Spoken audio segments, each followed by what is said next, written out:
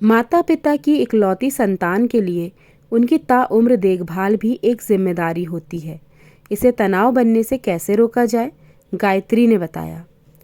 आज गायत्री बहुत चिंतित थी। सोच रही है, क्या मैं आगे नौकरी कर पाऊंगी? शादी करके जब से आई हूँ, घर वाले तो बहुत खुश हैं। कॉलेज प्रोफेसर बहू जो मिली है। पति प्रकाश से बोली, मेरे पापा का फ़ोन आया है। माँ बता रही थी, उन्होंने पग फेरे के लिए बुलाया है और मेरे कॉलेज की छुट्टियाँ भी ख़त्म हो रही हैं। मुझे कॉलेज अब दोबारा ज्वाइन करना होगा। प्रकाश बोले, तुम्हें अब नौकरी करने की क्या ज़रूरत है? मैं अच्छा खासा कमा लेता हूँ, घर में नौकर चाकर हैं। बस तुम तो मेरे माता पिता की सेवा करो और पुण्य कमाओ। मैं तो शादी से पहले ही बताने वाला था कि शादी के बाद तुम्हें नौकरी छोड़नी पड़ेगी, परंतु माँ ने ही कहा कि अभी उसे नौकरी करने दो। अक्सर लड़कियाँ शादी के बाद नौकरी छोड़ देती हैं, वह तो अपने शौक पूरे करने के लिए नौकरी करती है। गायत्री यह सुनकर हतप्रभ रह गई। यह क्या हो गया? मैं अपने माँ बाप की इकलौती संतान हूँ। मुझे उनके प्रति अपना फ़र्ज भी तो निभाना है। उनका मेरे सिवा है ही कौन? उनकी बेटी भी मैं हूँ और बेटा भी। पति से बोली, मैंने इतनी पढ़ाई किस लिए की है? मैंने कोई शौक़ पूरा करने के लिए नौकरी नहीं की। मेरा पूरा फ़र्ज़ बनता है कि मैं अपने माँ बाप की देखभाल करूं। प्रकाश असमंजस में पड़ गए।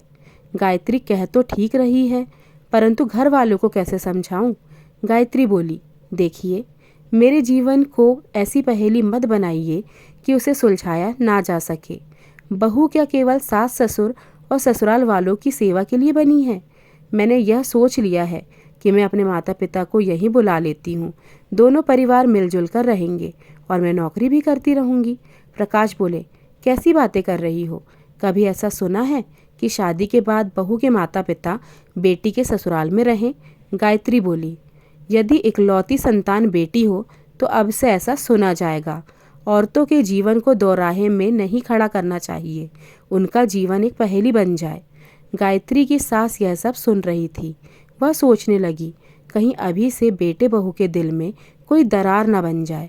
उन्होंने बेटे बहू से कहा, मैंने तुम लोगों की बातें सुन ली हैं।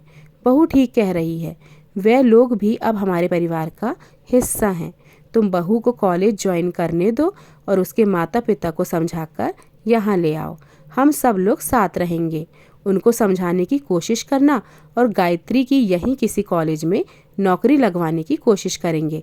समय के अनुसार सबको बदलना चाहिए, इसी में सबकी भलाई है।